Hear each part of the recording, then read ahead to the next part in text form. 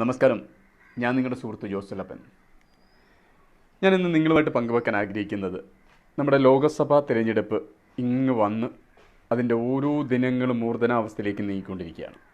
അതുകൊണ്ട് തന്നെ ലോകസഭാ തിരഞ്ഞെടുപ്പ് നമ്മളെ മുന്നിൽ വരുമ്പോൾ കേരളത്തിൽ ഓരോ സ്ഥാനാർത്ഥിമാരും അതാത് പാർട്ടിക്കാർ പ്രഖ്യാപിച്ചുകൊണ്ടിരിക്കുമ്പോൾ ആലപ്പുഴയിൽ ശക്തമായ രണ്ട് പോരാളികളായി ശ്രീ ആരിഫ് നിലവിലെ എം.പിയാണ്, തുടർന്നും മത്സരരംഗത്തുണ്ട്.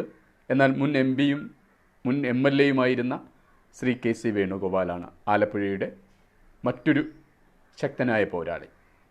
പക്ഷേ ഒരു കാര്യം ഞാൻ പറയാൻ ആഗ്രഹിക്കുന്നത്, ശ്രീ കെ.സി. വേണുഗോപാൽ എന്ന് പറയുന്ന വ്യക്തി എം.എൽ.എയും എം.പിയുമായി ആലപ്പുഴയിൽ മത്സരിക്കുമ്പോൾ ആലപ്പുഴയെ തിരിച്ചു പിടിച്ചിട്ടുണ്ട് ഇടതുപക്ഷ രാഷ്ട്രീയ തട്ടകത്തിൽ നിന്നും.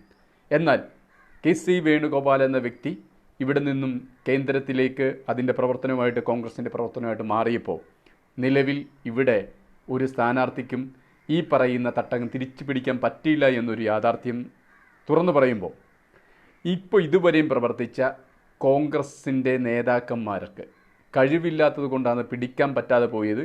തിരിച്ച് ഇത് പിടിക്കാൻ കെ.സി. വേണുഗോപാലിനെ തിരിച്ചു കൊണ്ടുവരുമ്പോൾ ഇനിയെങ്കിലും കടിച്ചുങ്ങിക്കിടക്കുന്ന അധികാരമോഹികളായിട്ടുള്ള നേതാക്കന്മാരും പ്രവർത്തകരും ദയവ് ചെയ്ത് പിന്നോട്ട് മാറുക.